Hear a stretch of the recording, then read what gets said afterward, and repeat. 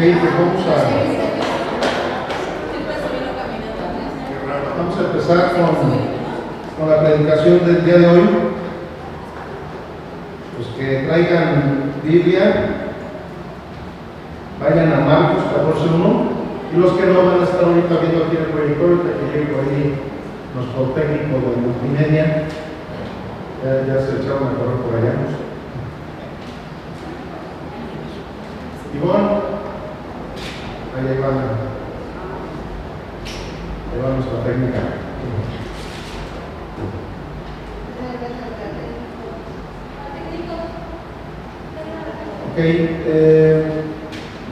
Pues para proseguir con el tema que hemos estado viendo en estas últimas semanas, en donde estamos viendo la pasión de Cristo, prácticamente todo lo que hemos estado escudriñando es un preámbulo de lo que hoy se celebra en todo el mundo. Gracias. ¿Verdad? Hoy se celebra el momento más importante que la humanidad ha tenido. Y tan es así que la historia de la humanidad está dividida en dos partes, ¿verdad? ¿Antes de quién? De Cristo. Y después de Cristo. Esto cuando se dice, yo sé que los ateos como que les da así como un soponcio, ¿verdad? El que tengan que tener un calendario que se divide en aquel que han rechazado, en aquel que no han querido creer, que es el Dios Todopoderoso, el Salvador, el Redentor, el único que venció la muerte, ¿verdad? Nuestro Señor Jesucristo. Entonces, todo lo que hemos estado escudriñando, todo lo que hemos estado escuchando en estas semanas pasadas, era con un propósito, ¿verdad? Como lo comentamos desde que empezaron estos temas. El que nuestro Señor Jesucristo haya muerto en una cruz no fue el plan B que Dios tenía preparado porque se le había salido de control el que hayan matado a su hijo, o que se le haya salido de control el mundo con el pecado, o cosas por el estilo, ¿verdad? Como se llegan incluso a sugerir en algunas doctrinas. No, nuestro Señor Jesús esto ya lo tenía planeado desde antes de la fundación del mundo. Esto ya estaba profetizado. Hubo varios profetas mesiánicos, como Isaías, que alrededor de 750 años antes de que nuestro Señor Jesucristo entregara su vida en aquella cruz, Él ya lo había profetizado.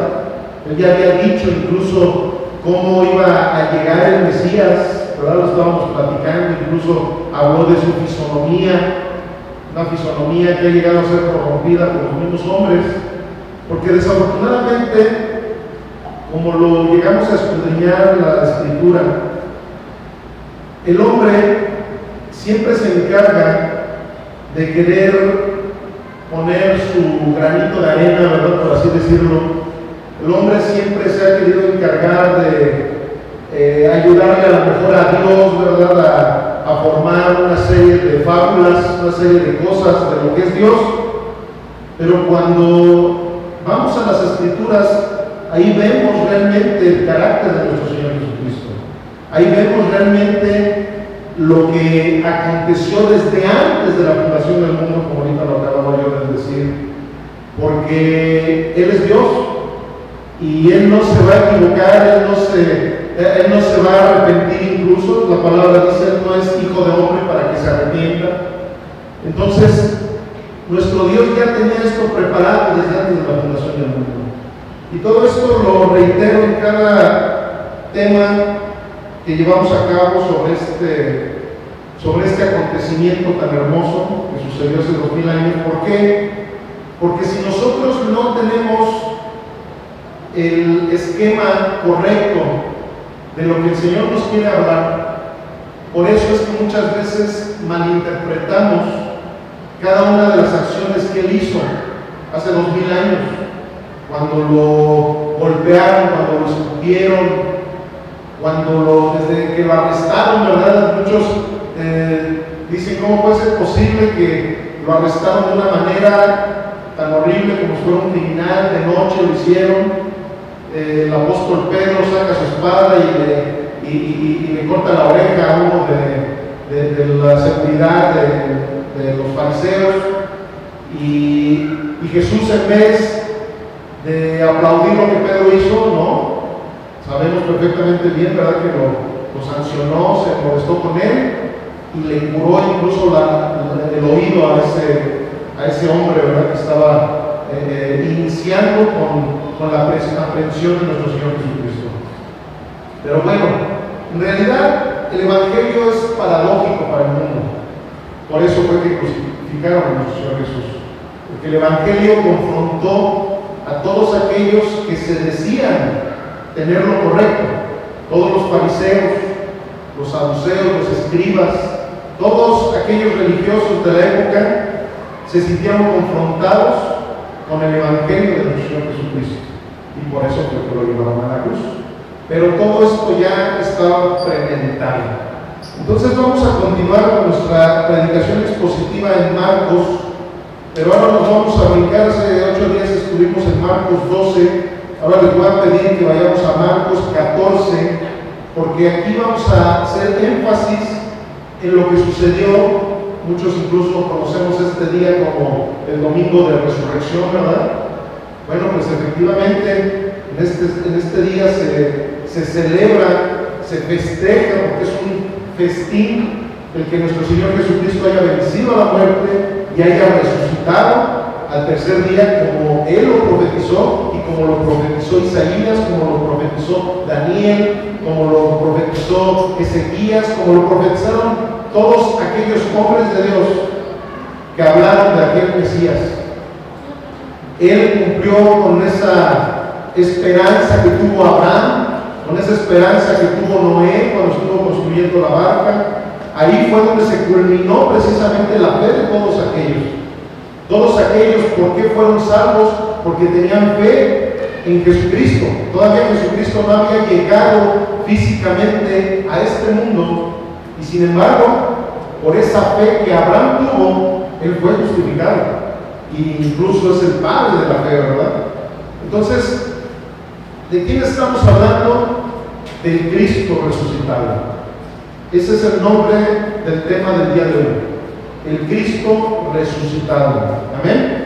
Para los que apuntan, ese va a ser el tema que vamos a llevar a cabo el día de hoy.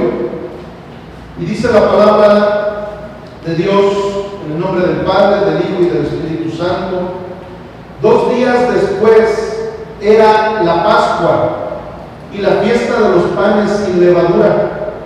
Buscaban los principales sacerdotes y los escribas cómo prenderle por engaño y matarle por engaño.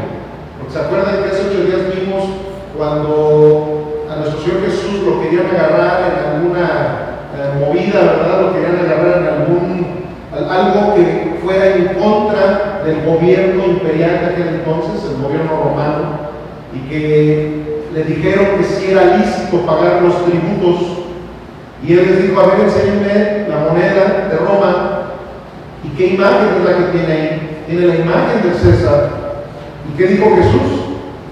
Al César lo que es del César, y a Dios lo que es de Dios. O sea, nuestro Señor Jesús no cayó en ningún delito, incluso en contra del gobierno romano de aquel entonces. Sin embargo, ellos tenían que mentir.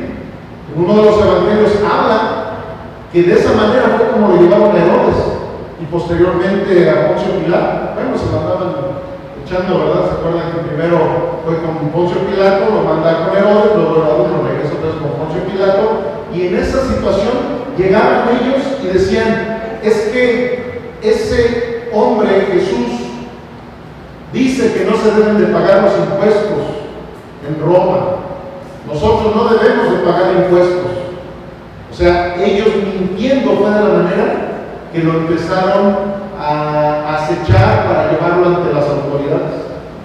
mintiendo, ¿verdad? Entonces aquí dice de esa manera. En el 2 dice, y decían, no durante la fiesta, para que no se haga alboroto del pueblo. Miren aquí, quiero darles unos datos teológicos bien importantes. Estamos viendo que dice la Escritura, 2 días después era la Pascua. O sea, 2 días después de que estaba sucediendo este acontecimiento, venía la Pascua.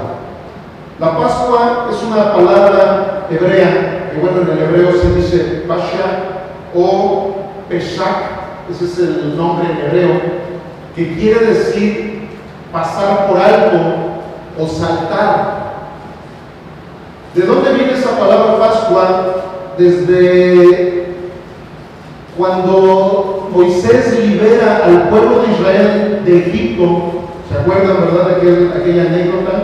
Algunos, si no han leído eso, a lo mejor vieron Los 10 Mandamientos, una película padrísima de Charlton Heston. Y ahí vemos cómo el príncipe de Egipto, o el faraón, él no quería dejar libre al pueblo de Israel. Entonces Dios empieza a mandarle plagas al faraón, ¿verdad? ¿Se acuerdan? A Egipto, a esa nación, empieza a mandarle plagas para decirle a este hombre, al faraón, que si no era por las buenas, iba a ser por las malas, porque él era el Dios Todopoderoso y por medio de esas plagas, él fue mostrando su poder delante de faraón, ¿verdad? Todo eso nosotros lo conocemos. Y la última plaga, la 10ª plaga, fue la muerte a todos los primogénitos que vivieran en Egipto, ¿verdad? Primogénitos egipcios o israelitas, el pueblo de Dios. Pero Dios le dice a Moisés, tú ve con mi pueblo escogido, con el pueblo de Israel, y diles que maten un cordero, y que con la sangre del cordero, bueno, después de hacer el sacrificio de la matanza del cordero, esa sangre la van a poner en los dinteles, o sea, en los marcos de las puertas de cada uno de los israelitas del pueblo de Dios, para que esa sangre sea el símbolo de que cuando llegue el espíritu de la muerte, el espíritu de esa peste para matar a los primogénitos, salte, de ahí viene esa palabra, Pasha, la palabra Pascua, salte cada una de esas casas que tenga esa sangre en los dinteles de las puertas. Entonces, en el momento en que sucede eso, el cordero pascual, ahora sí que ya posteriormente se le llamó a ese cordero el cordero pascual, ese cordero lo van a sacrificar y se lo van a comer. Esa tradición quedó en el pueblo de Israel desde aquel entonces, de tal manera que cada año, en esas épocas, se celebraba la Pascua. Precisamente nuestro Señor Jesús, ahorita ya no vamos a pensar a ver todos esos detalles, pero cuando es la última cena, en esa última cena, Jesús, ¿qué es lo que está celebrando con sus apóstoles? La Pascua. Está celebrando lo mismo que los israelitas estuvieron celebrando año tras año, año tras año. Era la celebración, bueno, y sigue siendo para ellos. Nosotros ya no debemos de celebrar la Pascua porque la Pascua es Cristo precisamente. Ahí terminó, ahí es donde se cumplió la promesa que se había hecho desde aquel entonces a Moisés. Se le había hecho a Aarón, entonces se había hecho la promesa de que en algún momento iba a llegar el cordero inmolado que iba a quitar el pecado del mundo, que fue lo que dijo el último de los profetas de la ley, que fue Juan el Bautista. ¿Se acuerdan? Juan el Bautista, cuando vio que venía su primo Jesús, dijo: he aquí el cordero inmolado que viene a quitar el pecado del mundo. Entonces, ¿qué sucede? Cada año se celebraba la Pascua, porque la Pascua representaba precisamente ese sacrificio para que la muerte no llegara a las familias israelitas. Porque hay algo que dice la ley mosaica claramente, que dice: la paga del pecado es muerte, ¿verdad? Entonces, para que por los pecados que cometía el pueblo de Israel no fueran muertos, ellos hacían esos sacrificios pascuales ¿Para qué? Para que la muerte pasara, que brincara y no se apoderara de ellos. Pero ¿qué sucedía en el Antiguo Testamento, en el Antiguo Pacto? Sucedía que simplemente lo que hacían esos sacrificios era cubrir el pecado del mundo. Es como si ahorita yo tomo una silla o uno de los instrumentos que están aquí, esta guitarra, y la cubro con una cobija, y ya ustedes ni yo la vamos a ver, pero ahí sigue estando, ¿cierto o no es cierto? Ahí va a seguir estando, yo la voy a cubrir, pero ahí va a seguir estando. Eso es lo que se hacía con los sacrificios del Antiguo Pacto, con la Pascua. Se cubría el pecado solamente. Pero Juan el Bautista, ¿qué dijo? He aquí el Cordero inmolado que viene a quitar el pecado del mundo. No es lo mismo que yo agarrar esta guitarra y me la quitara de aquí, me la llevara a otro lado. Ahora ya no la van a ver ustedes, pero ya ni siquiera está ahí. No es lo mismo cubrirla que quitarla. Por eso es que el nuevo pacto es mucho mejor que el antiguo pacto. El nuevo pacto se celebra en Cristo Jesús. Ahora nosotros ya sabemos que Cristo es nuestra Pascua. ¿Pero por qué? Por todo lo que vamos a estar estudiando en estos momentos. Entonces yo quise hacer este énfasis porque realmente esa es la base del mensaje que el Señor nos trae el día de hoy. Ténganme paciencia porque vamos a leer mucha Biblia. Porque si no leemos la Biblia, entonces no es palabra de Dios. Entonces vamos a leer mucha Biblia para que el Señor nos hable a ti y a mí en esta tarde. Amén.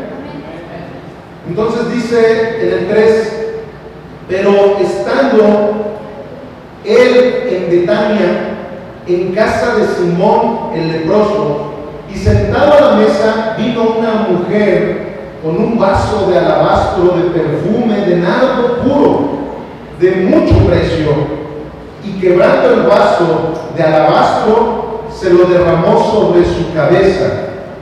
Y hubo algunos que se enojaron dentro de sí y dijeron: ¿para qué se ha hecho este desperdicio de perfume? Porque podría haberse vendido por más de 300 denarios y haberse dado a los pobres, y murmuraban contra ella.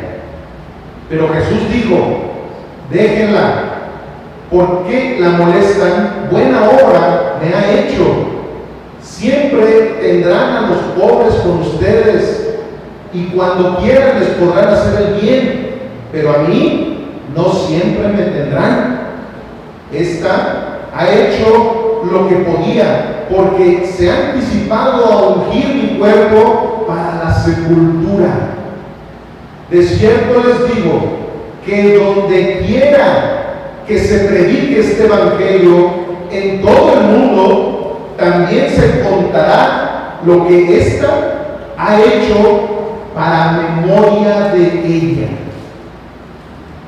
Esto, amados, es algo sumamente relevante.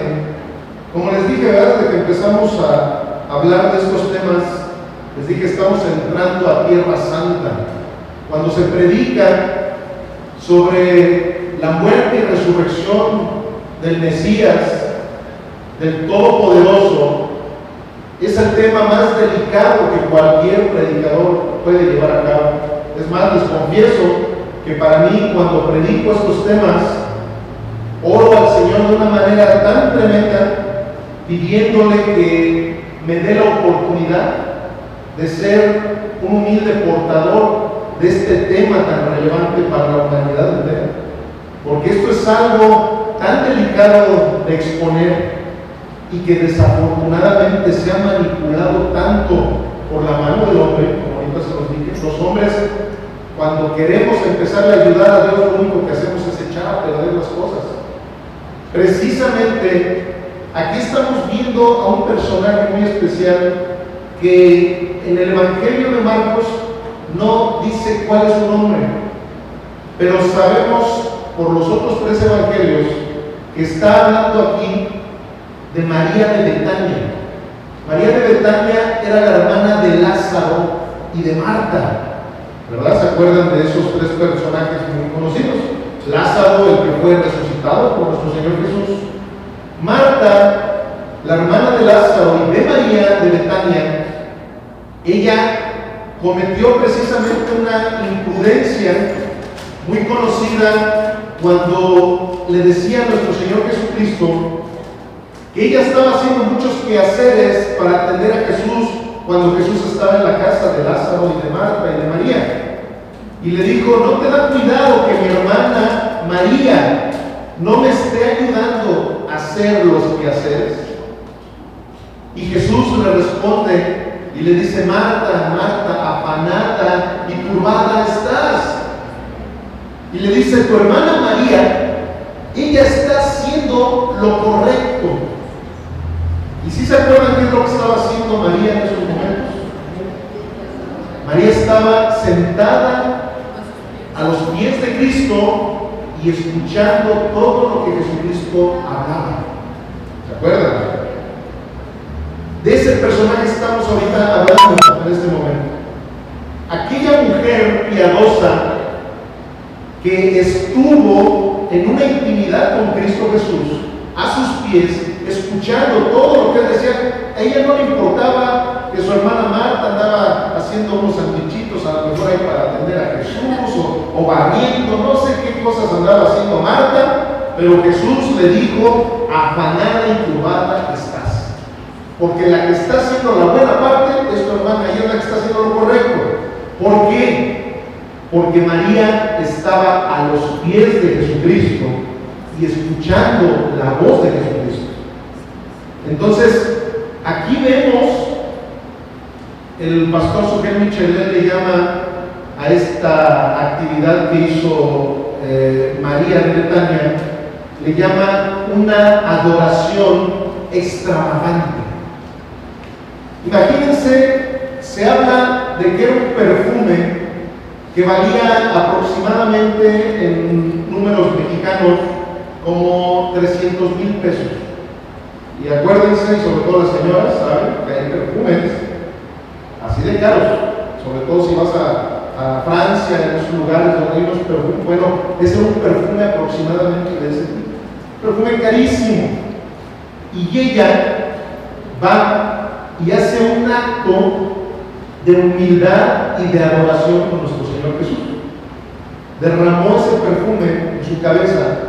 De hecho, en otro de los evangelios dice que incluso con sus cabellos empezó a limpiar sus pies, de tal manera que todo el cuerpo lo ungió. Imagínense la cantidad de perfume que derramó para que todo el cuerpo lo ungiera. Pero ella no iba con un propósito de: ay, voy a ponerte perfumito para que huelas rico. No, ese era un acto, incluso era un hebraísmo en el cual mostraba un respeto extravagante por el Señor. Algo que nadie comprendía en esos momentos, ni sus propios apóstoles. Sabemos en otro de los evangelios que más se enojó fue Judas, porque le encantaban los dineritos, ¿verdad? Pero aquí está hablando en plural. O sea, Judas fue el principal, pero los demás se molestaron. Y hay algo bien peculiar aquí. La palabra de Dios nos habla precisamente cuando se celebra la cena del Señor, o la Santa Cena, o la Última Cena, como le quieran decir. Ahí vemos que nuestro Señor Jesucristo, en el momento en que celebra esa cena, esa Pascua, que precisamente esa Pascua se celebró ¿con qué se celebraban las Pascuas? Un cordero, o sea, con carne. Esto lo digo porque ya ven que los hombres hasta esas cosas también han manipulado. Que dicen: en estos días no hay que comer carne. Qué curioso. Jesús en estos días era cuando comía carne. Se comían unos corderitos bien sabrosos. Más de allá viene eso de los estos cabritos y todo eso. De allá vienen esos preparados precisamente. ¿Y qué sucede? Que bueno, ahí en esos momentos María va, derrama ese perfume y todos los demás empiezan a criticarla. Y hay algo tremendo. En esa última cena, nuestro Señor Jesucristo, ¿para qué dijo que siguiéramos celebrando la cena del Señor? ¿Para qué? Para recordarlo, o sea, para conmemorarlo. La cena del Señor, o la Eucaristía, o como le llamemos, eso es un recordatorio precisamente de aquel que nos salvó. Entonces, Jesús, de la única persona que se expresa de la misma manera, es de esta mujer, de María de Betania. Dice, cada que se predique mi evangelio, la buena noticia, cada que se predique la palabra de Dios, también esta mujer será nombrada para memoria, no dice de mí, dice para memoria de ella. O sea, vean hasta dónde nuestro Señor Jesucristo tiene como aprecio una adoración extravagante. Y esto se los digo para aquellos que les da pena adorar al Señor, aquellos que les da pena hincarse delante de la presencia del Señor, aquellos que les da pena a lo mejor hasta levantar las manos para decirle te amo, te adoro, aquellos que les da pena hablar de nuestro Señor Jesucristo evangelizando a otras personas. No, aquí esta mujer nos está demostrando una adoración extravagante. ¿Y qué sucede? ¿Por qué hice énfasis ahorita en María de Betania? Porque ella, al tener intimidad con Dios de la manera que ella lo hacía cada que tenía oportunidad, al estar hincada con Jesús, al estar escuchando a Jesús, eso te da una ventaja tremenda para el conocimiento que tú y yo necesitamos tener del Mesías. Porque si no conocemos el carácter de nuestro Señor Jesucristo, no podemos entender el porqué de sus mandamientos, no podemos entender el porqué de incluso muchas veces prohibiciones que Él mismo nos da, o recomendaciones, porque hay una cita que Pablo citó, a la redundancia, diciendo todo te es lícito, pero no todo te conviene. Pero cuando dice no todo te conviene, ahí es donde empiezan a entrar una serie de consejos, de mandamientos que el Señor te da para que tú puedas vivir quieta y reposadamente. Entonces, ¿qué sucede? Aquí, cuando tú tienes una intimidad con Dios, es de la manera que va a venir la revelación de quién realmente es Dios. No para que sigamos especulando, porque ese es el grave problema que el ser humano ha tenido durante todo. Precisamente los fariseos, ¿por qué lo llevaron a la cruz? Porque ellos especulaban quién era el Mesías. Llega el Mesías y con todo y que ellos según decían que conocían la ley perfectamente bien, el mismo Jesús les dijo, ustedes adoran a Moisés, pero Moisés habló de mí y ustedes no entienden que yo soy el Mesías. Entonces, ¿qué sucede? Que cuando nosotros no tenemos una intimidad con el Maestro, cuando no tenemos una intimidad a través de sus escrituras, no vamos a poder conocer realmente su carácter. No vamos a poder conocer lo que le gusta y lo que a Él no le gusta. Amén. En Lucas 23-26 vamos a leer toda esta cita porque es importante que veamos los detalles de la muerte de nuestro Señor Jesucristo. ¿Por qué? Porque el tema del día de hoy es el Cristo resucitado, ¿verdad? No es el Cristo crucificado, es el Cristo resucitado. Porque aquí lo relevante no fue la crucifixión, aquí lo relevante fue la resurrección. Porque a través de esa resurrección es que nosotros podemos ser justificados. Y dice en Lucas 23-26, y llevándole, tomaron a cierto Simón de Cirene, que venía del campo, y le pusieron encima la cruz para que la llevara tras Jesús. Aquí estamos viendo, a la luz de las Escrituras, algo también diferente a lo que el hombre ha llegado a fantasear, a lo mejor por así decirlo, hacer fábulas, porque desgraciadamente se han hecho una de fábulas. Se han hecho fábulas en donde dicen que Jesús iba cargando la cruz y que se cayó, y que luego se volvió a caer, y que luego se volvió a caer, y que llegaban algunas mujeres para consolarlo, para limpiarle el sudor, que incluso le limpiaron la sangre. Una serie de fábulas que el hombre ha escrito. La Biblia nunca registra todos esos acontecimientos. La Biblia lo único que registra es que Simón de Cirene fue el que llegó en ese momento para que él cargara la cruz de Jesús, incluso él fuera caminando atrás de Jesús. Y bueno, seguimos aquí lo que dice la Escritura. El 27 dice, y le seguía gran multitud del pueblo, y de mujeres que lloraban y hacían lamentaciones por él.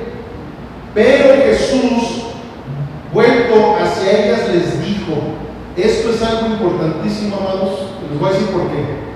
¿Se acuerdan que, como les dije a un principio de que empezamos a ver estos temas, les dije, nosotros no tenemos que ver con ojos de... ¿Cómo? De lástima, exactamente, esa palabra se me estaba yendo. Con ojos de lástima lo que sucedió en la pasión de mi Señor Jesucristo. ¿Por qué? Porque eso precisamente era el preámbulo de la acción más hermosa, redentora que iba a ser nuestro Señor Jesucristo. Y Él ya lo traía planeado todo. A mí hay algo que me llena de mucha melancolía cuando veo que mi Señor Jesús en el monte de Sinaí, de Getsemaní, en el monte de Getsemaní, Él empieza a orar y le dice al Padre, le dice, si puedes pasar de mí esta copa. Entonces en ese momento, cuando yo no entendía el carácter de Cristo, yo dije, es que le daba miedo a mi Señor Jesús, porque Él sabía, Él era el profeta de profetas, Él sabía que a mi Señor Jesús lo iban a darle latigazos de una manera tan terrible, le iban a escupir en la cara, lo iban a golpear, lo iban a crucificar, iban a hacer... Entonces yo dije, lógico que Él temía por esos golpes tan horribles que le iban a dar.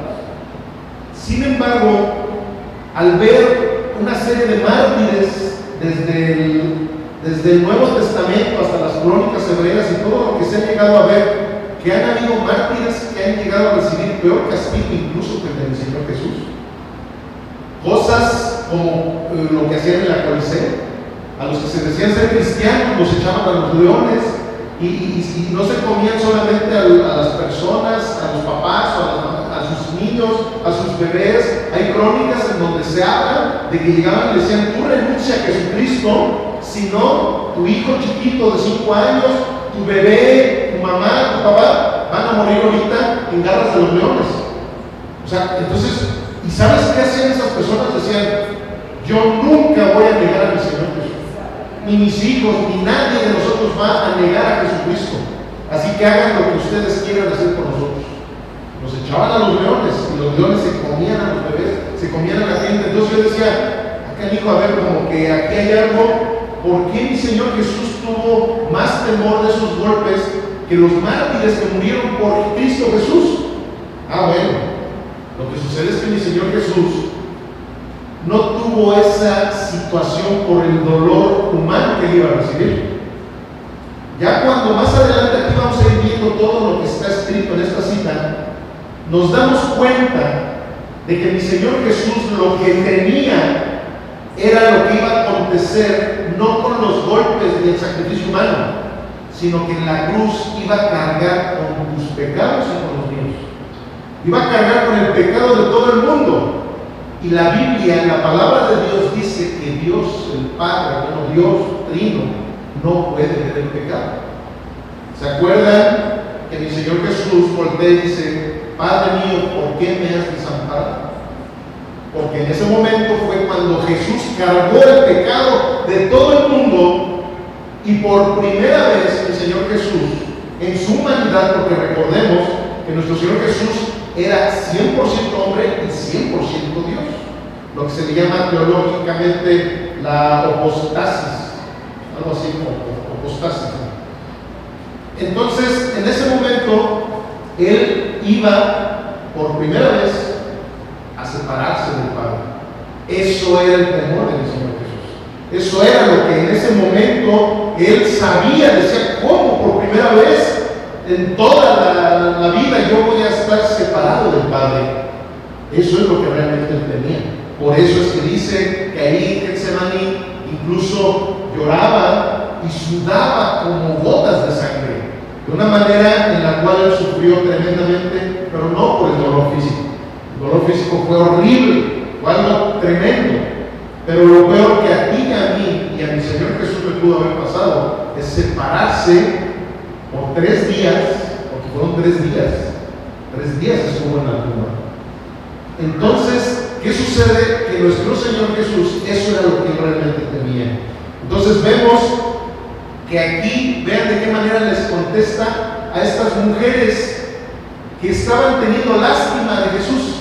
Por eso les dije desde un principio, no tenemos que ver con lástima a nuestro Señor Jesús, porque vean lo que les contesta: hijas de Jerusalén, no lloren por mí, sino lloren por ustedes mismas y por sus hijos. Porque he aquí vendrán días en que dirán: bienaventuradas las estériles, y los vientres que no concibieron, y los pechos que no criaron. Entonces comenzarán a decir a los montes: caed sobre nosotros, y a los collados: cubridnos. Porque si en el árbol verde hacen estas cosas, en el seco, ¿qué no se hará? ¿Por qué mi Señor Jesús les estaba diciendo estas cosas?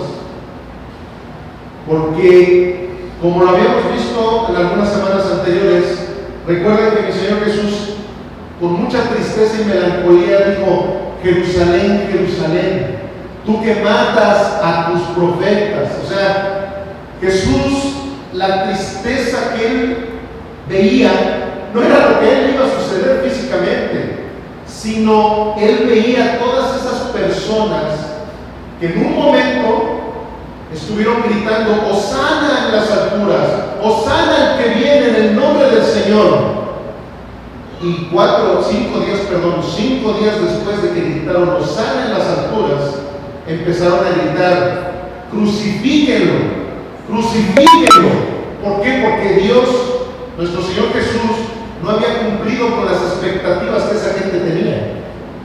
Entonces, en este momento Jesús dice: lamentense por lo que viene a acontecerles a todos ustedes, porque me despreciaron, porque me crucificaron, porque en vez de decir suelten a Jesucristo, dijeron suelten a Barrabás, porque les gusta más lo malo que lo bueno. ¿Sí me estoy explicando? Por eso voltea y les dice a estas mujeres: no tengan compasión de mí, tengan compasión de ustedes y de sus hijos.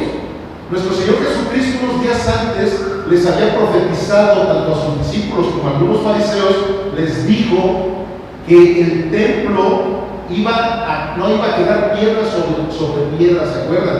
Les dijo: va a quedar destruido. Y dijo incluso: y no va a pasar de esta generación. Y efectivamente, a los 70 años después de que nuestro Señor Jesucristo lo crucificaron, o sea, a los 70 años después de Cristo, viene el derrumbe de ese templo por los romanos.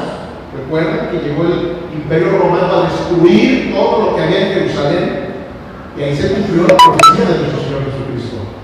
¿Y qué sucede?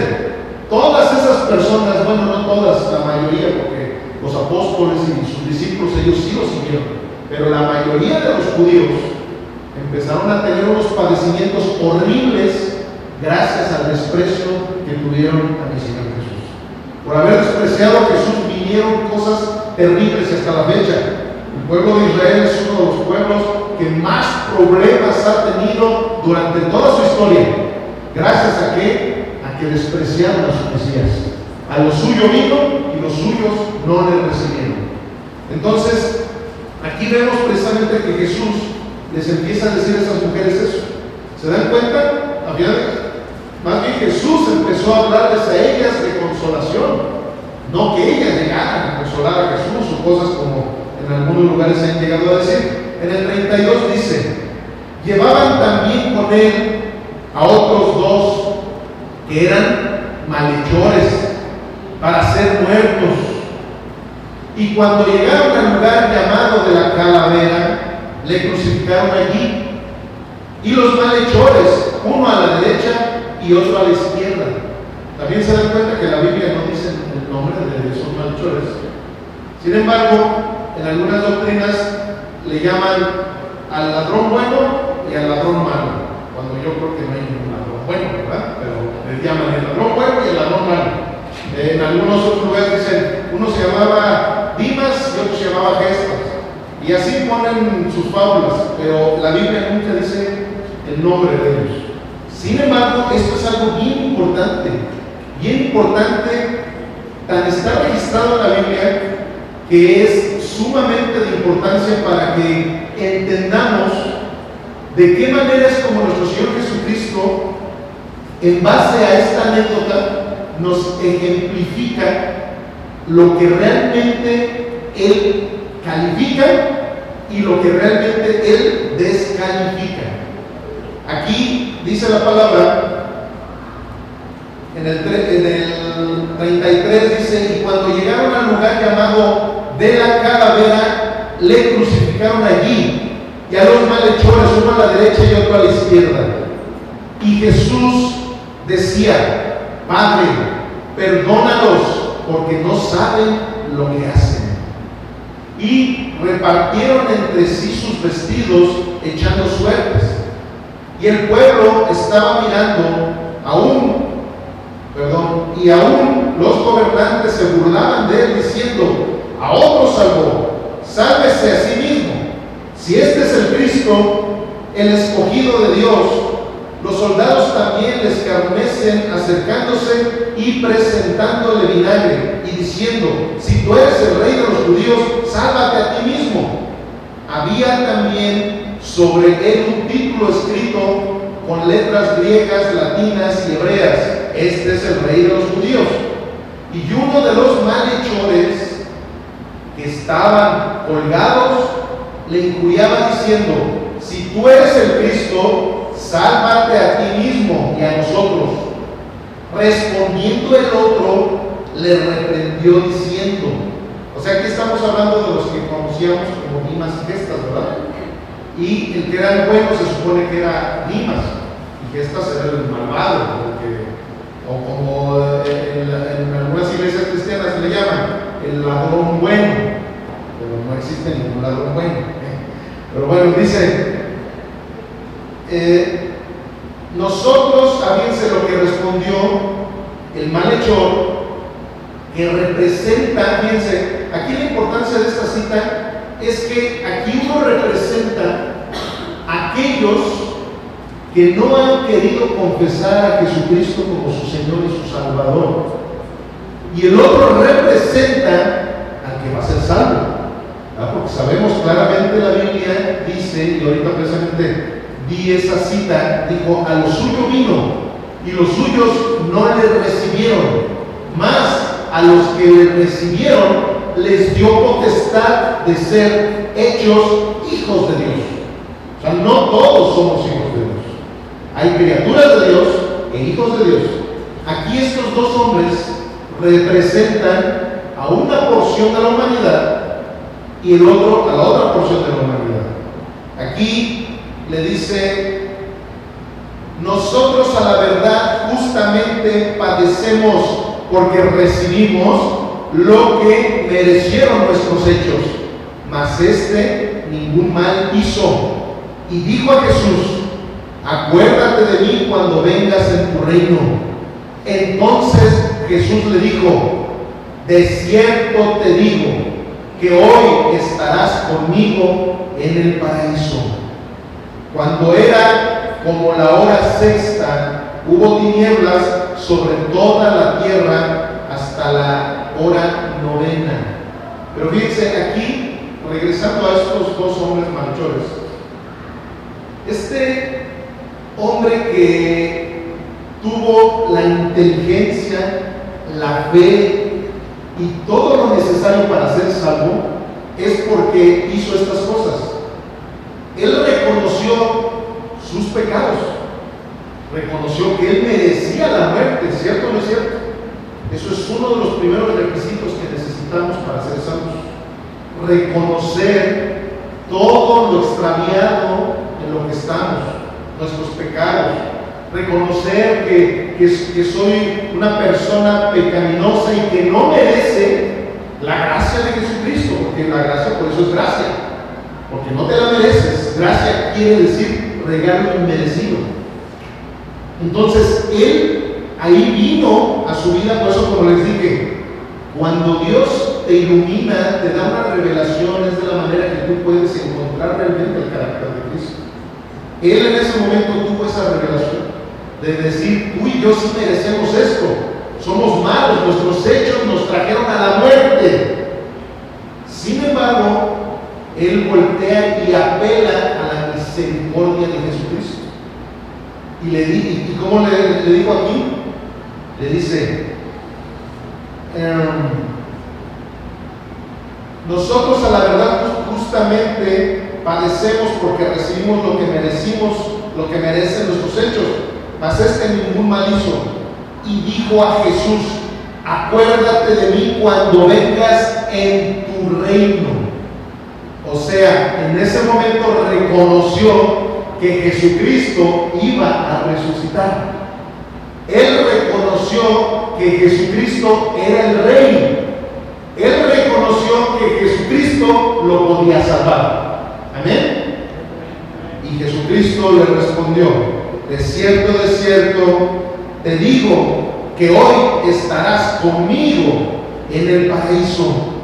Esto también para algunas doctrinas que dicen que si no es por nuestras obras, una de ellas es el bautismo, que si no te bautizas no puedes ir al reino de los cielos. Otros te dicen que si no has cumplido con una serie de reglamentos no vas a poder ir al cielo. Pero la Biblia dice claramente que no es por obras para que nadie se gloríe, es por la gracia de Jesucristo. Él murió por ti, por mí, porque ni tú ni yo podíamos pagar esos pecados. Él muere por nosotros y en este momento aquí se está viendo cómo este hombre no tuvo que hacer todas esas obras que algunos dicen que se tienen que hacer.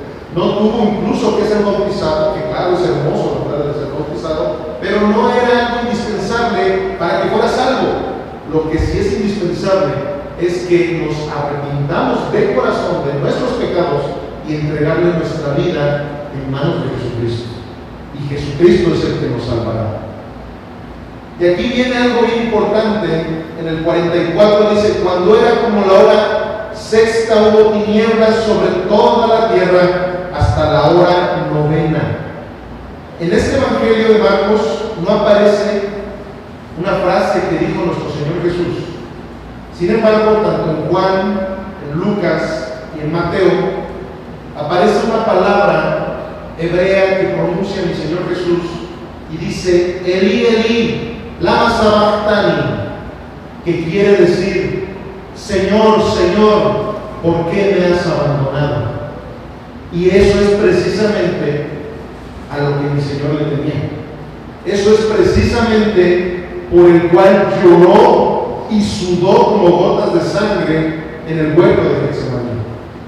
Porque él sabía que cuando iba a cargar con todo el pecado del mundo, en ese momento Dios tenía que voltear su mirada de él, el Padre, también Jesús es Dios. Entonces en ese momento iba a voltear la mirada de él y él exclama de esa manera, Elí, Elí, lama sabachthani, Señor, Señor, ¿por qué me has desamparado? Eso fue el principal sufrimiento de mi Señor Jesús y debería de ser el principal sufrimiento tuyo y mío, el que sepamos que no estamos bajo la gracia del Señor. ¿Por qué? Porque no lo hemos querido aceptar y recibir como nuestro Señor, nuestro Salvador, como aquel que murió por ti y por mí en esa cruz del Calvario. Y el sol se oscureció y el velo del templo se rasgó por la mitad. En otro de los evangelios dice, se rasgó de arriba hacia abajo por la mitad. Entonces Jesús, clamando a gran voz, dijo, Padre, en tus manos encomiendo mi espíritu. Y habiendo dicho esto, expiró. Es el momento más tremendo, más sagrado que la humanidad entera ha experimentado. Pero sabemos que esto no fue un fracaso del Señor Jesús. ¿Por qué? Porque Él siempre nos ha enseñado eso, que donde parece que tú estás perdiendo, estás ganando. Cuando tú demuestras humildad, es cuando verdaderamente eres más fuerte. Cuando tú verdaderamente estás entregando, es mejor dar que recibir. Para el mundo todo eso es paradójico.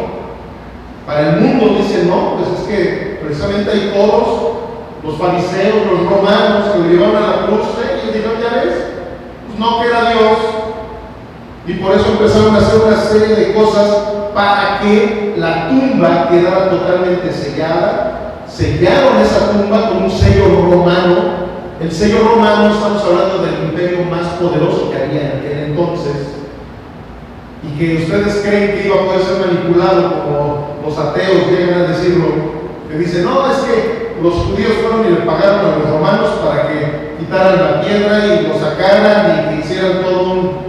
Amados, por principio de cuentas, ¿quién iba a morir por una mentira? Los discípulos de Jesús murieron por Cristo. Si Cristo no hubiera resucitado, simplemente no hubiera habido cristianismo, no hubiera existido nada de lo que ahora conocemos como redención, como lo que ahora conocemos como salvación. No hubiera existido nada de lo que nuestro Señor Jesucristo nos ha dado. Pero hay algo bien importante, y es una pregunta que yo le hago a todos ustedes. ¿Realmente quién lo crucificó? ¿Los romanos? ¿Los judíos? Y ahorita mi mamá tenía que ser mi mamá, dijo lo correcto. No, ellos no los crucificaron, fuimos tú y yo. Tus pecados y los míos lo crucificaron el Señor. Por eso es como se los he dicho, y mucha gente deja de venir aquí porque siempre se confronta con el pecado. Si tú realmente dices amar a Jesucristo, deberías de odiar tu pecado, porque tu pecado y el mío es lo que crucificó a mi Señor Jesús. Si tú sigues abrazando tu pecado, no amas a mi Señor Jesús. No digas que amas a Cristo, amas más a tu pecado. Ese pecado fue el que llevó a mi Señor a la cruz. Porque si no hubiera sido Adán y Eva tan confiados y tan pecaminosos, y desde ahí empezó todo el problema, si no hubiera sido por eso, si no hubiera sido por el pecado de Adán, si no hubiera sido por el pecado de nosotros, mi Señor Jesús no hubiera tenido que haber padecido en esa cruz. Entonces no fueron los judíos, no fueron los romanos, fueron nuestras transgresiones, como lo dice Pablo. Romanos 4:25 dice, el cual fue entregado por nuestras transgresiones y resucitado para nuestra justificación. ¿Por qué fue crucificado? Por nuestras transgresiones. Por nuestras transgresiones fue crucificado. Y como ahorita lo estábamos diciendo, ¿por qué tenía que ser crucificado el Rey de Reyes y Señor de Señores? Porque Él es nuestro pastor. Él es el Cordero Pascual.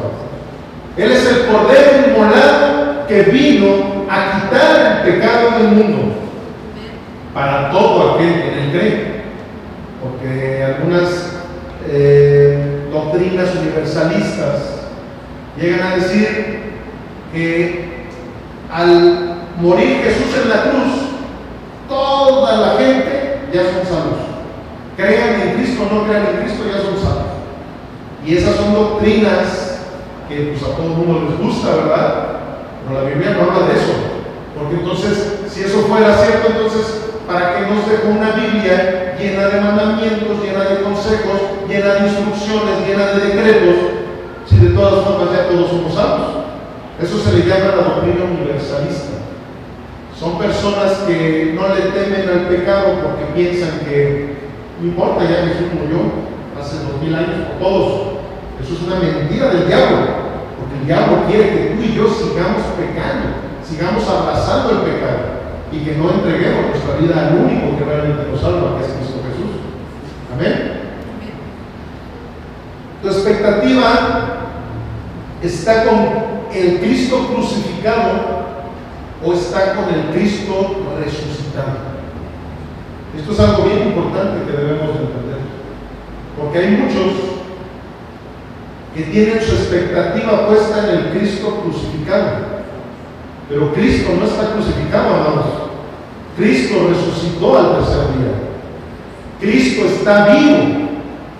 Entonces, yo no tengo que ver con lástima lo que sucedió con mi Señor Jesús.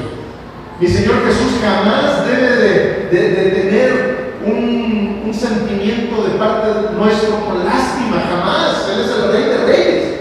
Él triunfó. triunfó contra la muerte. Su tumba está vacía. Amén. Eso es una doctrina fundamental, salvífica, porque si nosotros no creemos en eso, entonces no podemos creer verdaderamente tampoco en la salvación.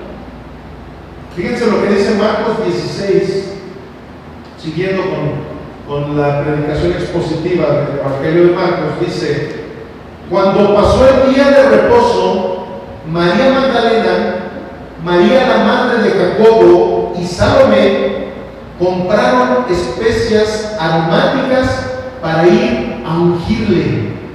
Fíjense algo bien especial de lo que ahorita vamos a ver en esta semana. ¿Se acuerdan lo que hizo María de Betania? Lo ungió a mi Señor Jesús en vida, ¿verdad?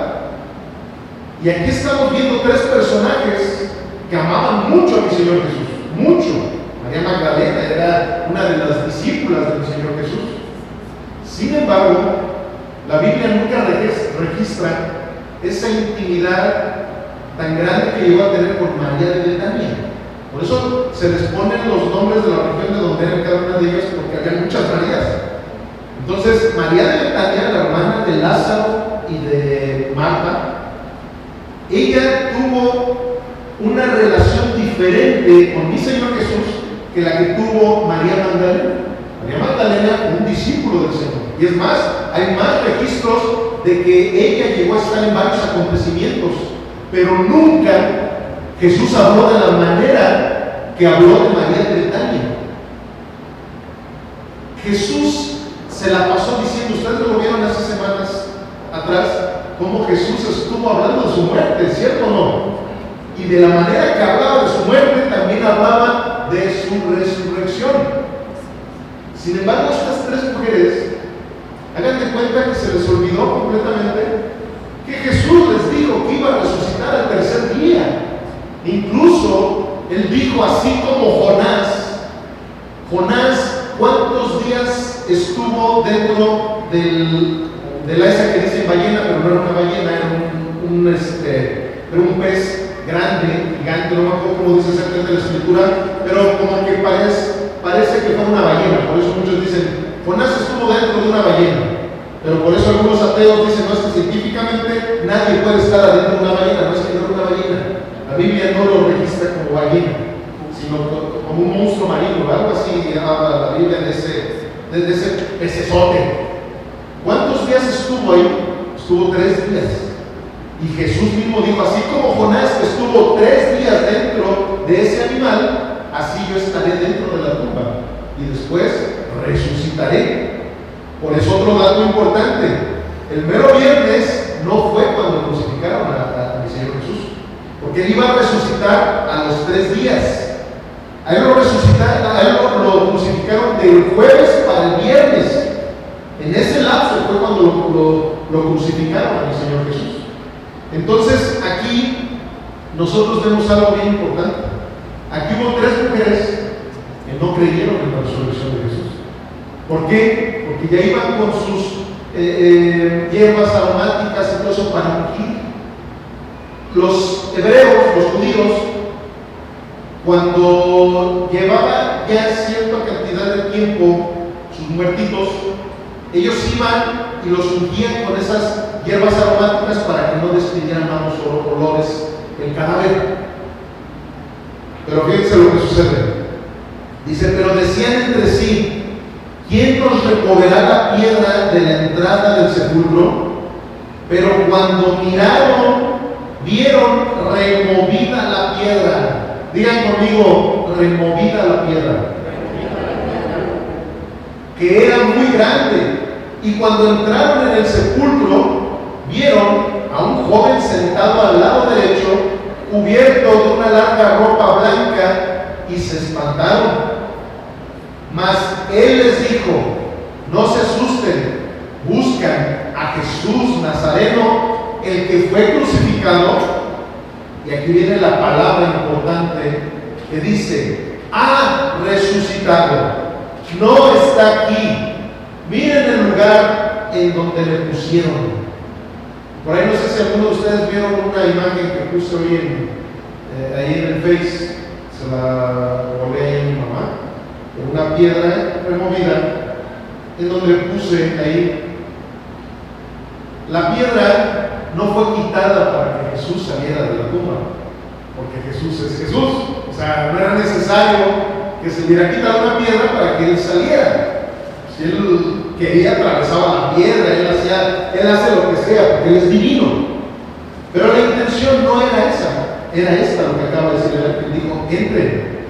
Para eso fue removida esa piedra, para que el mundo entrara a corroborar que había resucitado. Por eso la importancia del tema del día de hoy. Sin resurrección no hay salvación.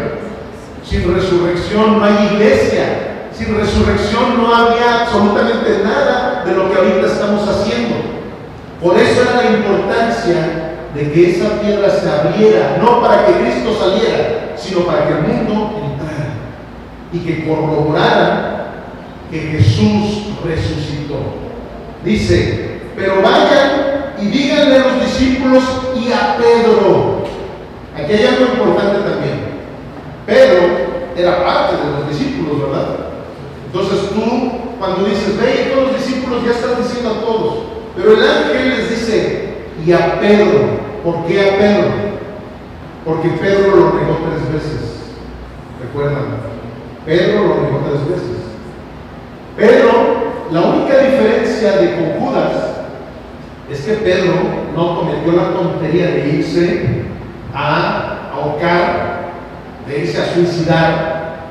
Pero en realidad, tanto Pedro como Judas, los dos lo traicionaron.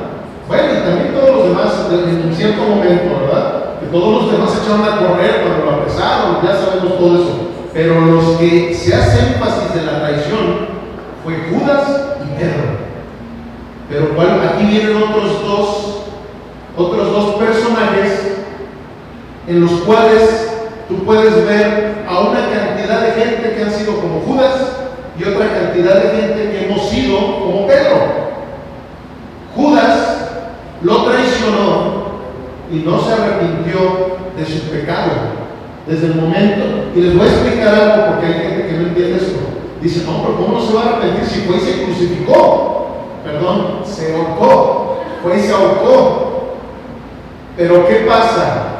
¿El suicidio es un pecado o no es un pecado? Entonces no se arrepintió de su pecado. Él siguió pecando. ¿Me explico? Ya fue otro el pecado, ¿verdad? Pero él siguió en pecado. Esa es la situación también con muchos, amados. Hay muchos que dicen, sí, yo ya desde que voy a la iglesia, ahora ya no tomo. Pero ¿cómo dices de groserías? No, también ya dejé las groserías. Sí, pero también yo supe por ahí que andas de raterito. Entonces, muchas veces dicen, sí, ya dejé algún pecado. Pero amado, no se trata de dejar uno de miles de pecados que tenemos.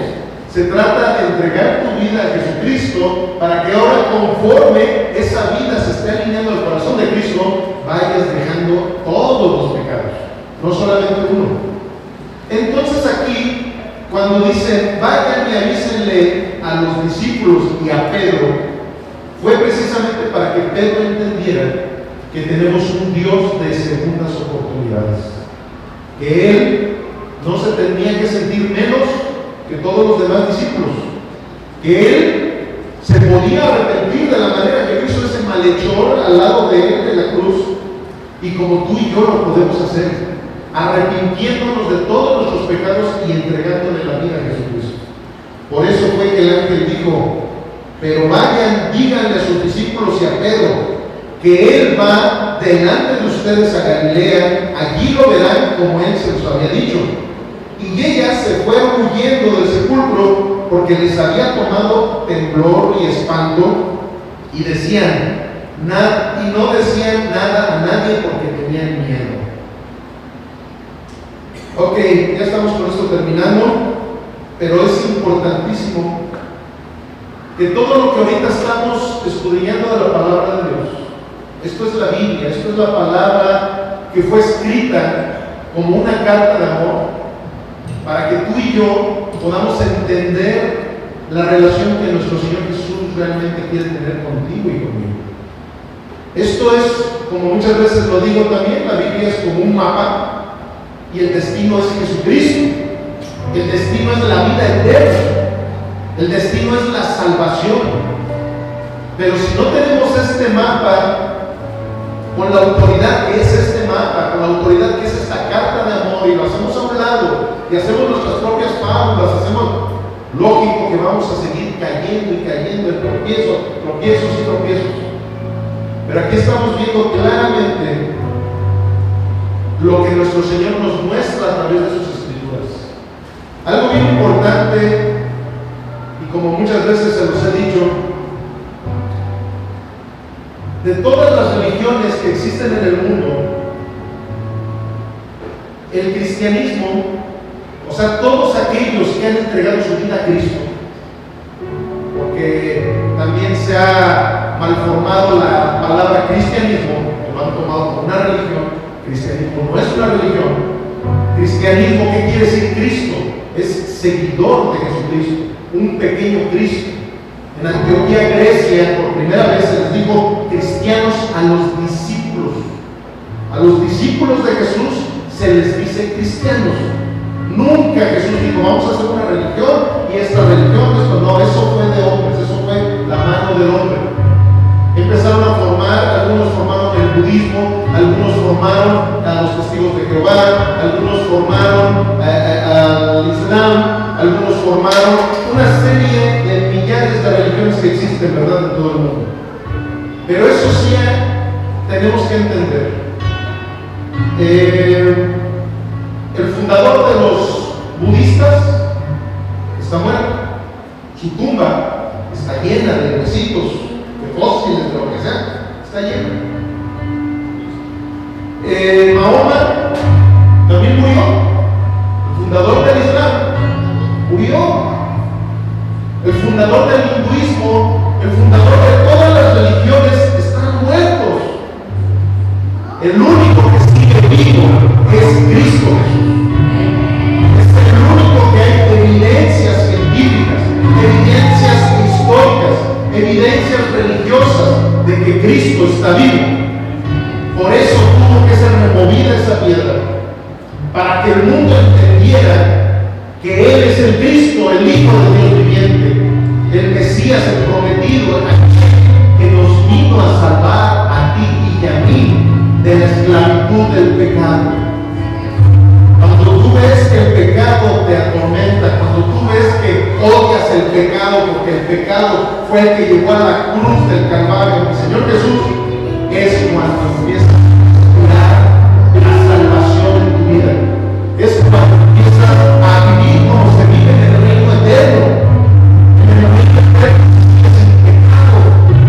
Por eso debemos de entender que aquel que le gusta no le va a gustar vivir en el cielo, porque en el cielo no se peca. Entonces no digas que te vas a ir al cielo cuando te mueras. Nuestro Señor Jesús está vivo y vino y por último vemos en Primera de Corintios 15:13. Con esto sellamos ya este mensaje para que veamos lo que Pablo le decía a sus discípulos en el nuevo pacto. Les dice, porque no hay resurrección de muertos, tampoco Cristo resucitó. Y si Cristo no resucitó, vana es entonces nuestra predicación, vana es también nuestra fe, y somos hallados falsos testigos de Dios, porque hemos testificado que Él resucitó, al cual no resucitó, si en verdad los muertos no resucitan. Porque si los muertos no resucitan, tampoco Cristo resucitó. Y si Cristo no resucitó, vuestra fe es vana, aún están en sus pecados. Entonces también los que durmieron en Cristo perecieron. Si en esta vida estamos en Cristo, somos los más dignos de conmiseración. Conmiseración quiere decir lástima de todos los hombres. Mas ahora Cristo ha resucitado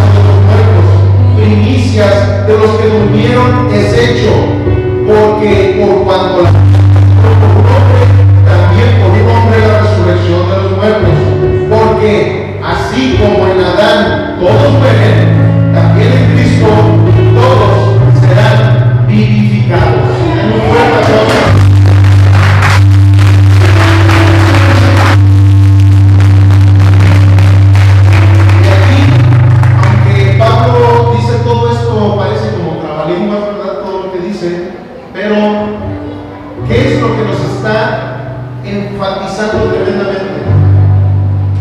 Que si no hubiera resucitado el Señor Jesús, y se lo digo a todos los ateos que por ahí me estén viendo, ¿cómo puede ser posible que un ser humano, una persona cuerda, muera por una mentira? Si Jesús no hubiera resucitado, como ahorita aquí lo está diciendo Pablo, tú y yo, todos los que nos decimos ser cristianos, hijos de Dios y que amamos a Cristo, seríamos dignos de lástima. O sea, realmente sí sería de lástima. Oye, ¿cómo puede ser posible que tú predicas a alguien que les resucitó? ¿Sí me estoy explicando?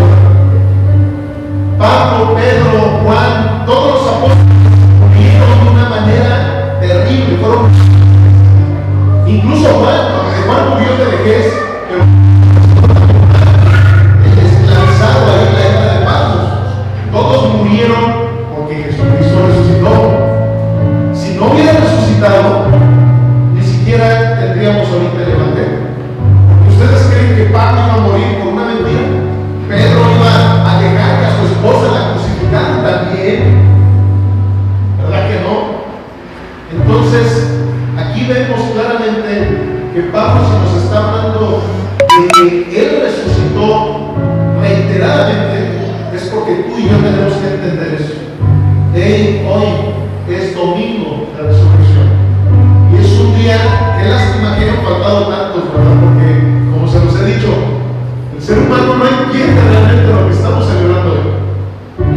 La mayoría de la gente hoy se están embriagando, andan en las pachangas, andan de vacaciones, andan haciendo una serie de cosas que no tienen nada que ver con el acontecimiento que se vivió hace 2000 años, con ese acontecimiento de la muerte y resurrección de nuestro Señor Jesucristo.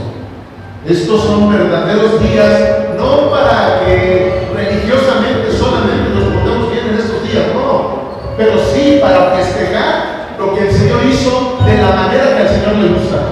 Al Señor le gusta que vengamos a escuchar su palabra. Al Señor le gusta que lo alabemos, que lo bendigamos con nuestro corazón, con nuestra alabanza, con nuestro amor en espíritu y en verdad. Nunca sientas lástima de la pasión de Cristo. Mejor indígnate de tu pecado, indígnate de tu falta de compromiso con el único Señor y Salvador de tu alma, Jesús el Cristo, el Hijo de Dios. Gloria a Dios.